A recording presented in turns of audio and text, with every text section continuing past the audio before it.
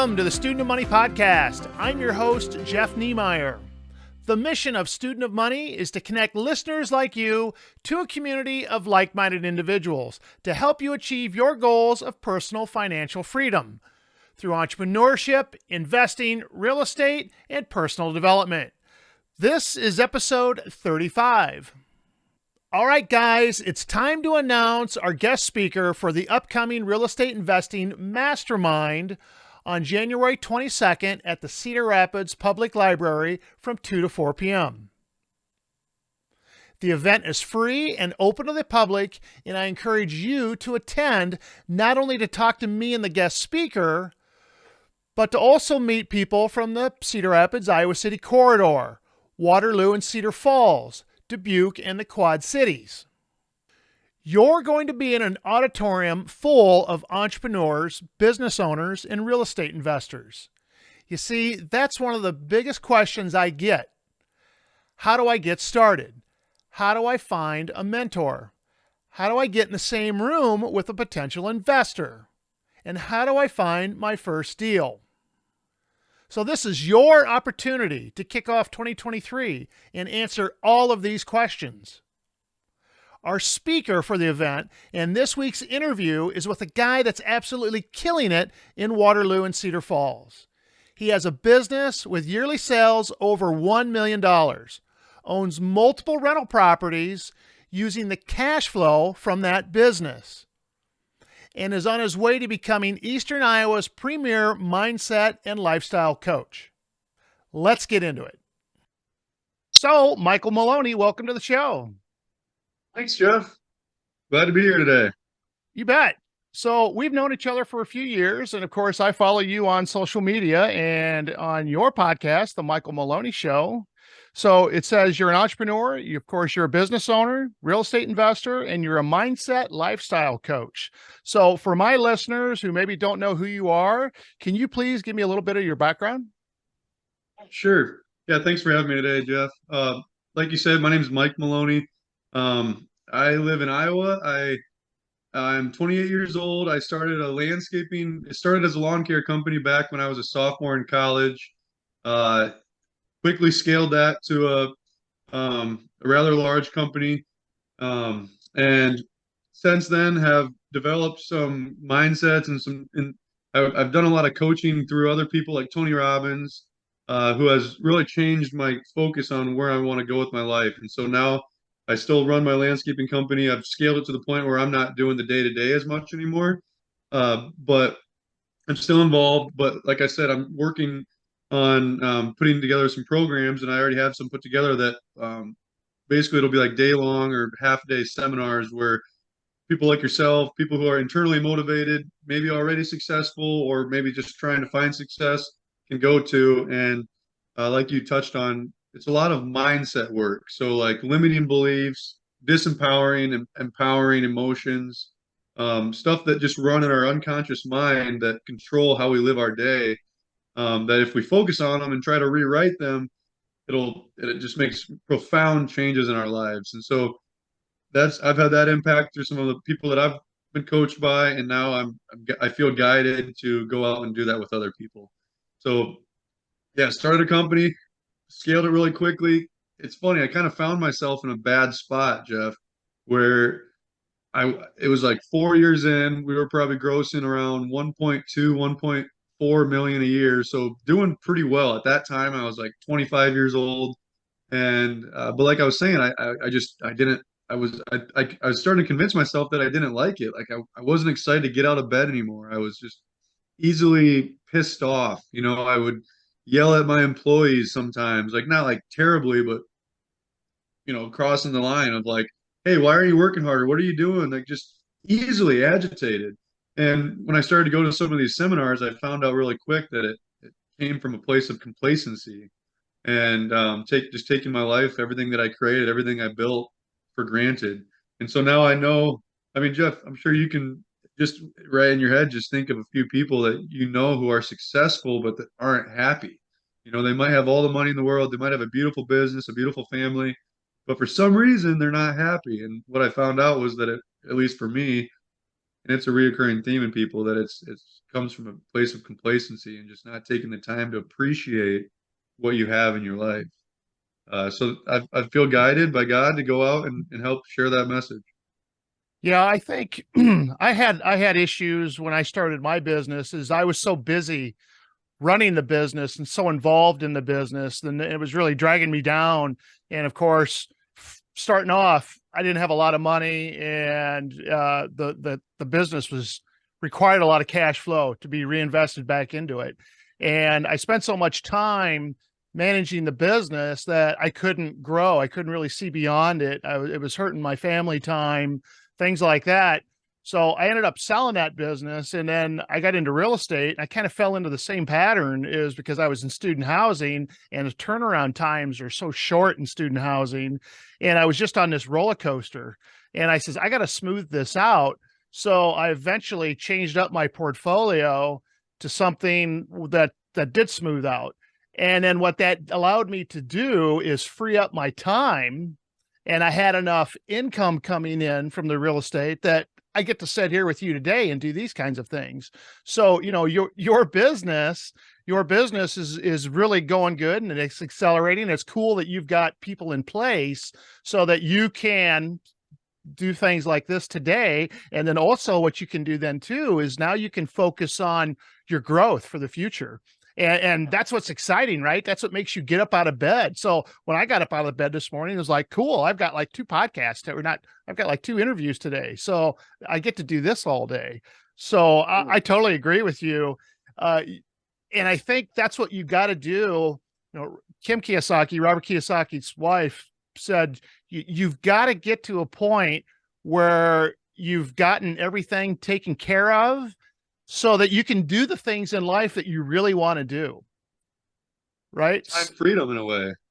You've got to have that freedom. You want to get to that financial freedom, and you want to get to that point. So like you're building a business, and then I started a business, and then I transitioned into real estate, and then I just kind of focused just on real estate. But I got to this point where my real estate was providing enough cash flow to move forward. So it's same thing if you're a business owner, building a business, because honestly, real estate is just a business. And just like anything else, I think people kind of forget that. I think real estate investing is just different than a business. But the reality is if you're going to be successful in real estate, you have to treat it just like a business.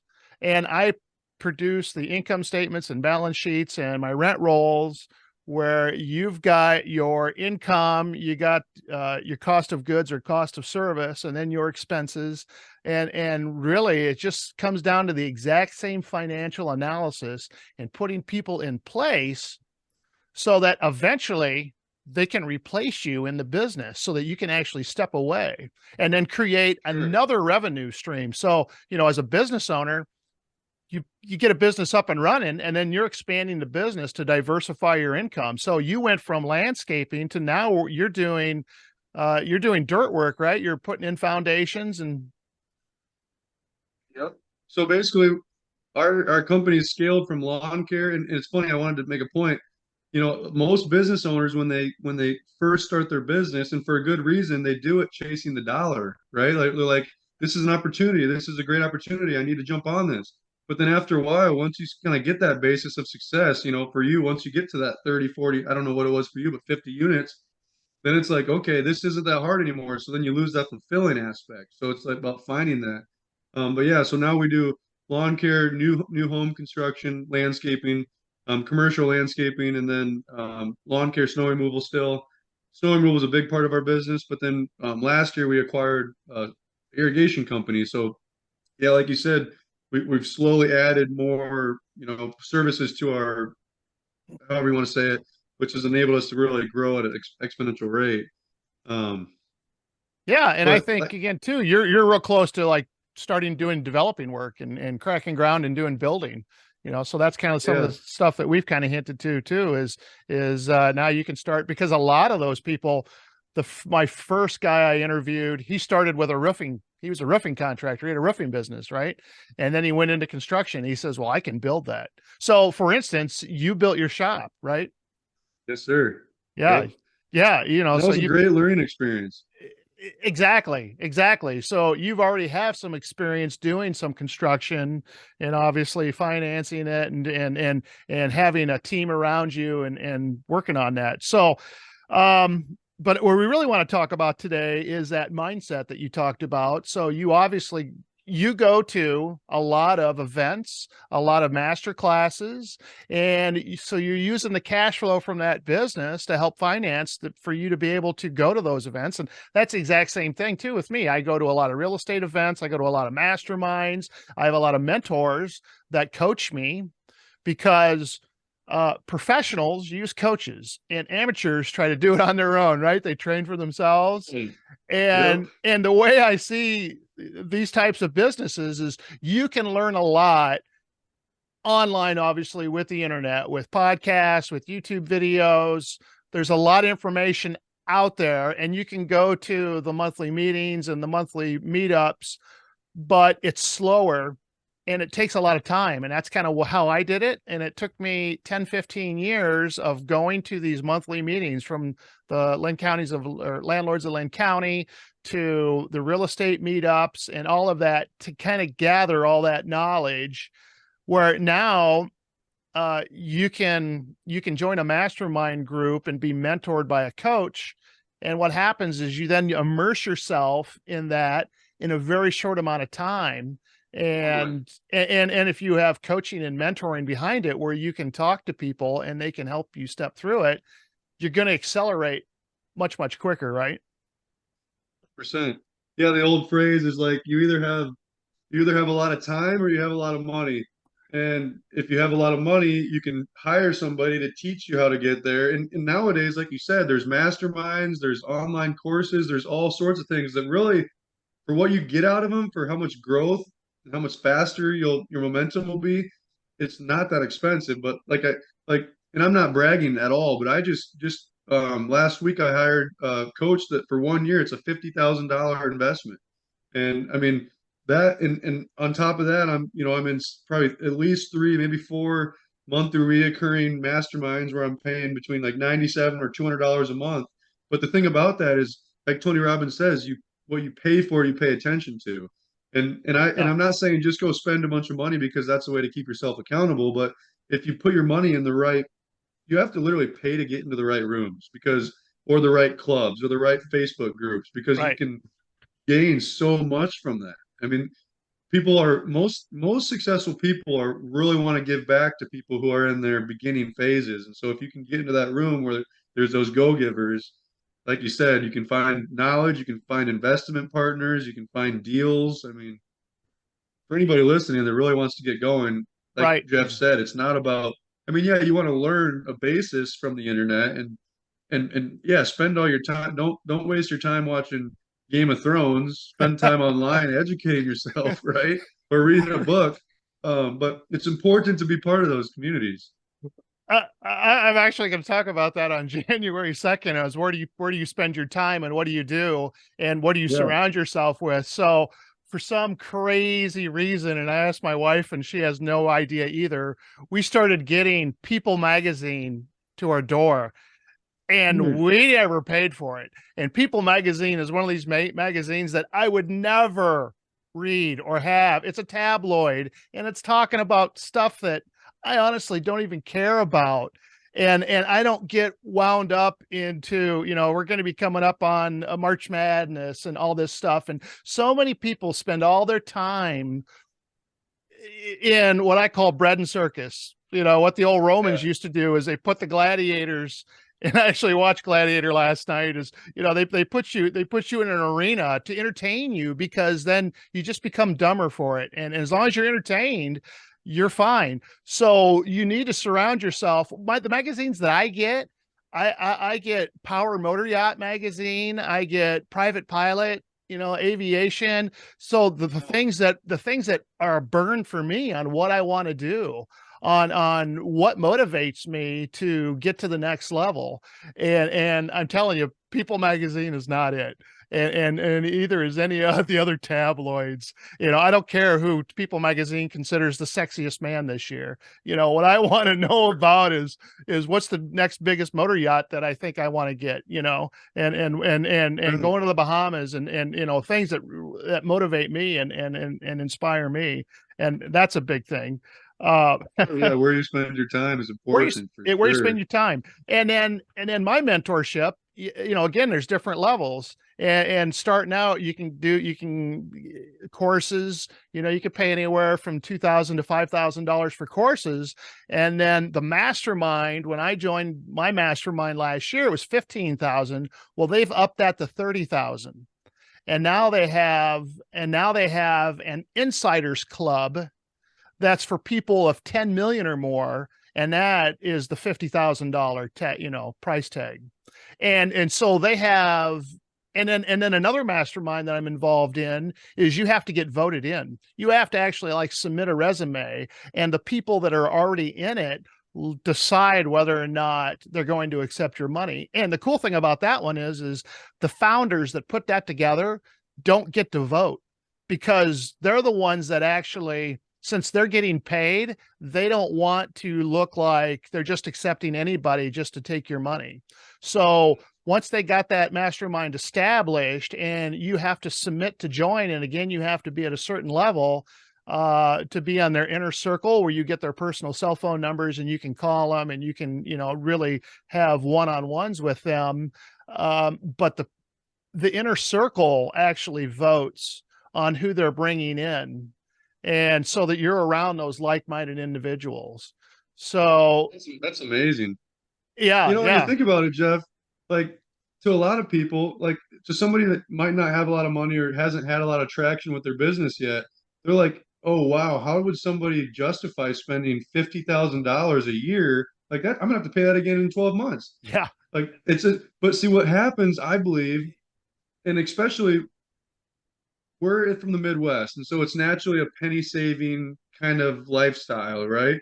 yeah, And it's kind of the scarcity mindset, right? And as our businesses grow, we start to realize all the abundance that's out there and all the availability, like what can come from those clubs and everything. So like you said, in order to be able to afford $50,000 or even those higher levels, you have to be voted in. Well, the people that are making those investments realize how much comes from that. They see the abundance in joining a club like that, whereas somebody that's lower or hasn't had that success and traction, momentum, whatever you want to call it yet, they come from more of a scarcity mindset, so it makes it harder to understand where that all comes from. But I think it's a great lesson for anybody that's not there yet to realize that invest in yourself. Like, look, I use the analogy of like our life or our business or whatever. It's like a vehicle. It's like literally a car, right? It's got an engine. It's got a alternator. It's got tires. You have to take care of all the different components and invest in the car. Like if you stop changing the oil, if you don't put new tires on it, if you never wash it, it's not going to go down the road at a good rate. But if you invest in it, you put new tires on it, you fill the air up so that the tires don't wear wrong, you change the oil so you get more life out of it. It's kind of a weird analogy, but it actually does a pretty good job of illustrating how our lives are. Like we need to reinvest in ourselves so that we can get more out of ourselves, which because we're the vessel for creating our life, truly, our bodies, our brains, our everything. It's without us being in good shape or without us knowing more than what we did yesterday, it's really kind of hard to push that ceiling up farther, right? right, right. And I always use the analogy of, you buy a book. Let's just say you buy a self-improvement book, and you hopefully you read the book, because not everybody does. A lot of people just read a book and throw it on the shelves, and I've got some books behind me, and I've read every one of them.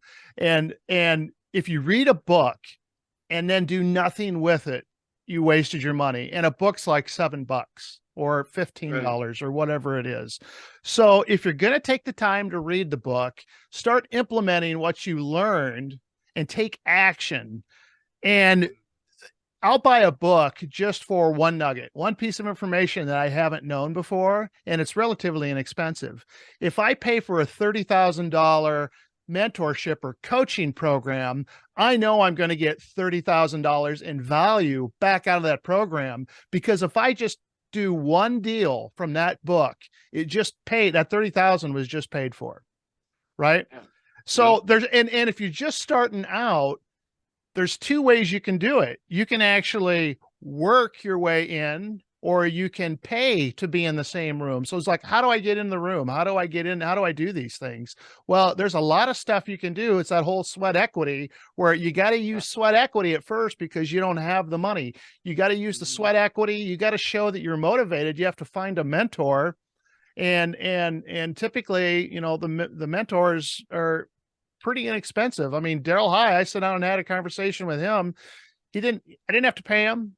You know, he said, I'm open to mentor anybody or to talk to anybody about doing development and how I did it and things of that sort. So there's free things out there, but you could do so I'm kind of doing the grassroots effort too. So I still do a lot of work, hosting events, doing the meetups, things like that. That's work your way in. Or you could fast track, as Robert Kiyosaki talks about the fast track on the outside. How do you get to the fast track? You can pay your way in to those organizations as well, to be in the same room with those people. But again, if you're paying your way in and then you do nothing or you take no action, then you're wasting your money. It's true. But you should set it up so that if I'm going into these things, I know I'm going to get my money back plus some, because I'm going to do a deal. I'm going to, whatever it may be, there has to be a way that essentially they pay for themselves. So I know my mentors say they spend like 200, 300,000 a year just in there in 3 or 4 mentorships. And I know they attend the Tony Roberts event there in Florida that you go to, you know. Well, it'd be really interesting to do a study, Jeff, of like the amount somebody invests in a year and what their annual income is. And of course, there'd be outliers, like you said, that there's some people that go to those events just to brag about their portfolio. Yeah. But the ones that are actually serious about it and apply their knowledge and, you know, bump shoulders with people and make those connections, Right. I'm sure it would surprise people that like, wow, it's like, yeah, the more I invest. And like you said, it's not like to anybody that's just getting going. It's not like you should, if you have $10,000, don't go spend all $10,000 on a networking club. Right. But it's like a balancing act, you know. It's important to realize that you can't do it all your own. I wish I would have at a lot younger age started like networking more and going to these networking clubs in like Arizona and all around, where you surround yourself with people that are actually really doing well. And I again take action and don't be what I call a groupie, right? Like a band groupie, where I'm just a fan, like I'm a fan of Robert Kiyosaki and I'm spending thousands of dollars every year to fly to these events, get in hotel rooms, you know, maybe taking time off work or whatever you're doing, and to be a groupie, right? So don't be a groupie. Actually go there planning. That's why they say when you leave these events, take action right away, because when you get home, life starts to creep in and things happen, and you got family and the business and whatever else, like, you know, tax season and all these things that are on top of your head. So take action. Don't be a groupie. Don't waste the money. You know, don't charge this stuff up on credit cards. You got to baby step and walk your way in. In a way, you almost have to prove yourself. You've got to be willing to put in the sweat equity and the time and what it takes to get to a certain to a certain level, and then you have to reinvest, right? So you don't go out and buy the nice car and a new house. And I've lived in the same house for 30 years, and there's no reason, you know, Warren Buffett has lived in the same house in Omaha since the I think he said 1954 or 1955. Something. Wow. Yeah, yeah, you reinvest the money. It really comes back into how much can you reinvest?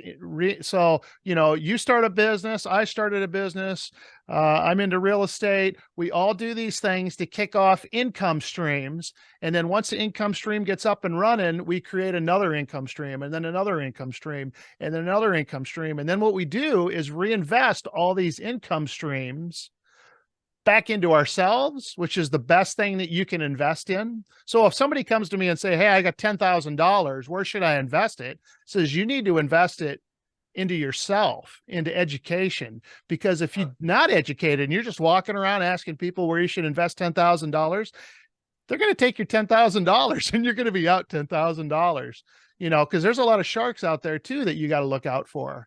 And you Sure. don't want fake mentors. You don't want, you want to make sure that you are with people that have good ethics, good philosophy, and are actually doing what they're coaching and what they're talking about. They're, as Robert Kiyosaki says, they're not a fake teacher, right? So, and I'm referencing Robert Kiyosaki a lot because he was one Good of my guy. he was one of my early mentors and still is, and I still watch all of his stuff, and that's kind of where I tied into early on, and branched out from there. And now I'm in a mastermind from a group out in Salt Lake City, Utah. It's really awesome. And and what I love about that group is those guys are all in their 20s. They're like 25, 27. They're young compared, and they're just killing it. They're just killing it, and their father, the funny thing is their father is my age, and his business went public on the New York Stock Exchange, and they have assets under management of like $40 billion now. And he Unbelievable. started that business back in the I think in 2004. He started this business, so everybody probably knows who Grant Cardone is. And this guy's sitting here like, my dad, who nobody knows, 10x'd Grant Cardone. He's like way bigger than Grant Cardone. And he's in my mentor group, and we can sit down and talk to him. And I got a lot in common with him, actually, because we're the same age. And one of his first businesses that he did is back in the I think the 90s. He bought used Levi jeans and then packaged them and sent them over to Europe and sold them.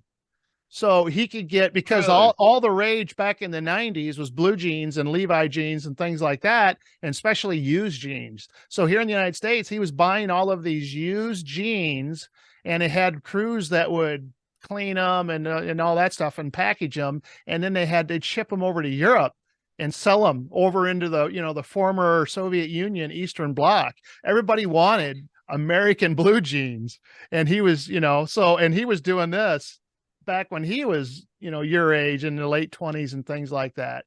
And then he finally got into doing a fund and real estate and things of that sort. And then he went public on the stock exchange. So, he's got a great story, but you can see these kind of serial entrepreneurs that are just, starting out from the very beginning.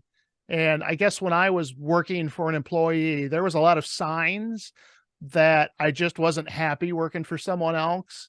And I kind of had that entrepreneurial gene. And maybe you can talk about, because my daughter actually took an entrepreneurial class at Iowa State. And one of the questions they asked her is, are you born with that, or can you become an entrepreneur?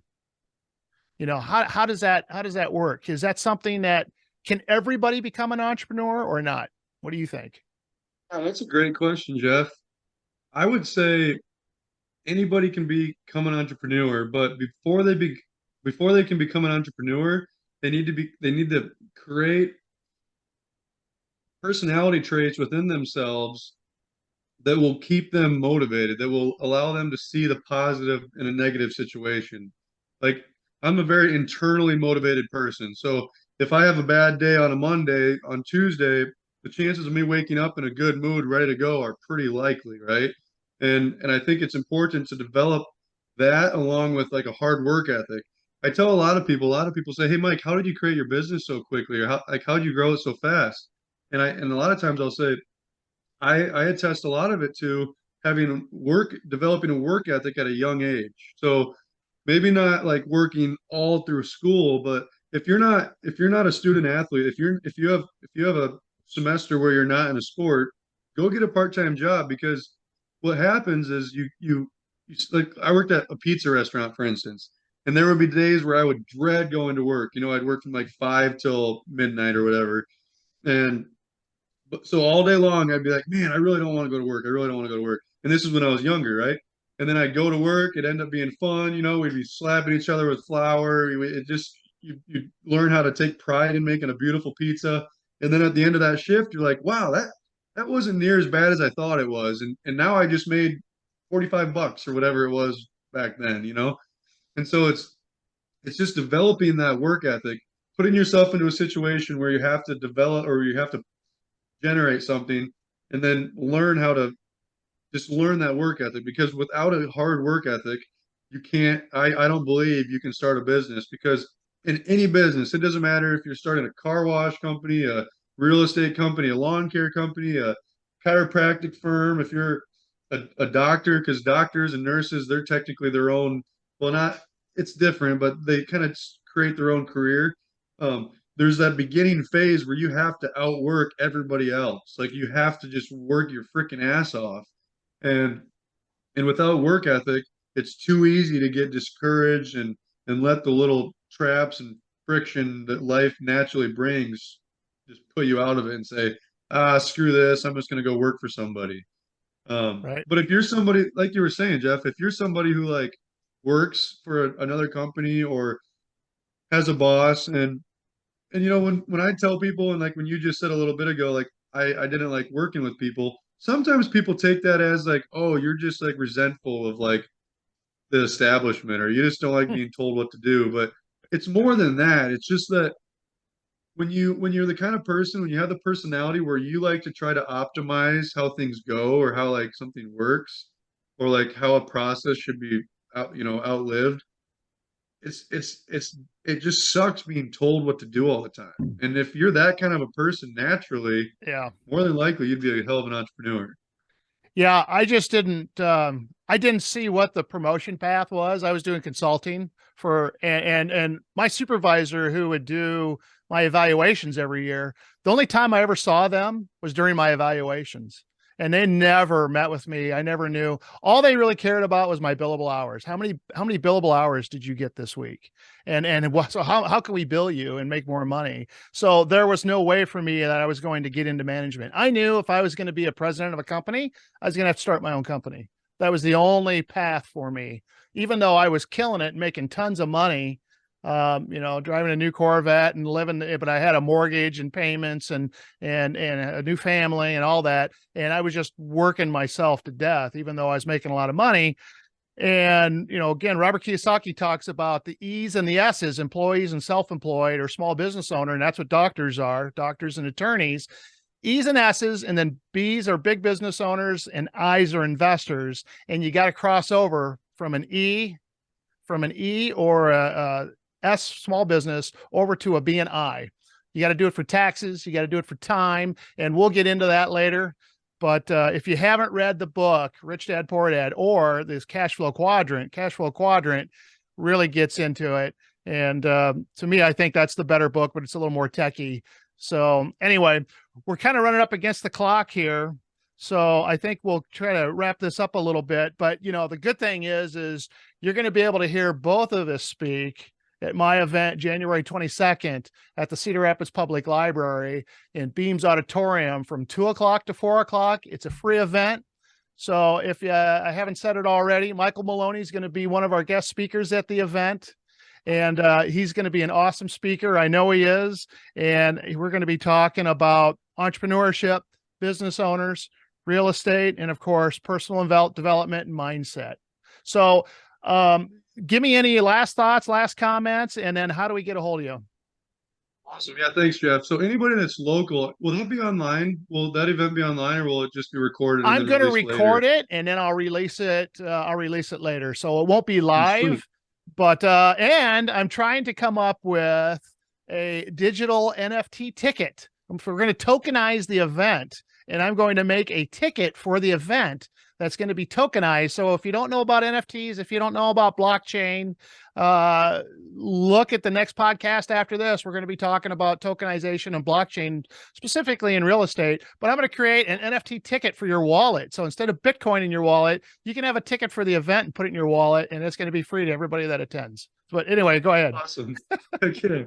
Free giveaway.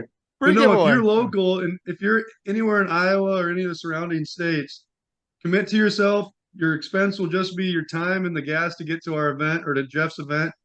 This is what we're talking about during this whole segment. Invest in yourself. The possibilities are unfathomable. I say that like at every event that I go to. I tell people, I'm like, people are like, why do you come from all the way from Iowa? I'm like, literally, the possibilities are unfathomable. You don't know what you're getting yourself into.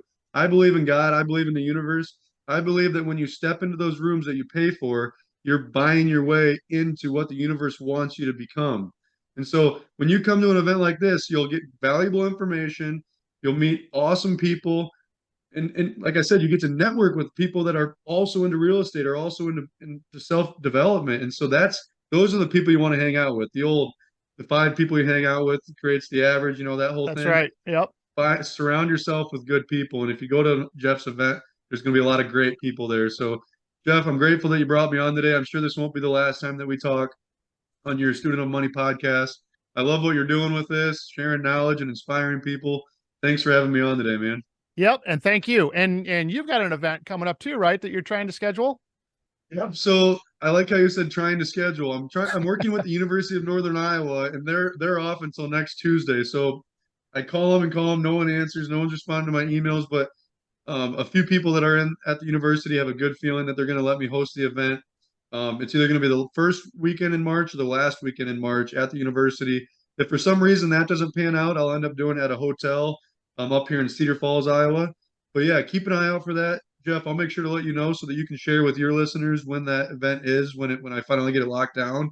But yeah, it's going to be like an afternoon workshop similar to what you're putting on.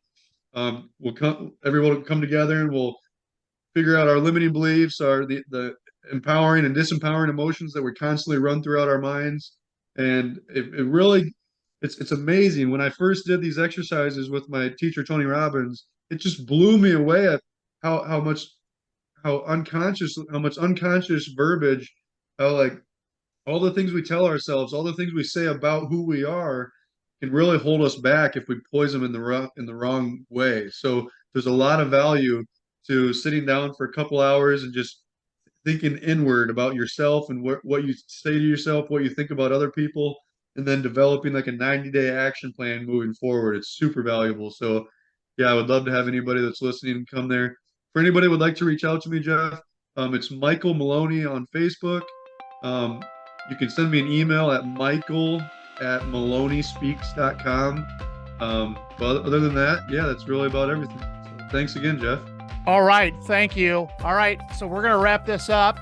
Thank you, Michael Maloney, for being on the podcast. And again, you can see Mike at my event, January 22nd at the Cedar Rapids Public Library from 2 to 4 o'clock. So, all right. I'm going to let you go, Mike. Thank you.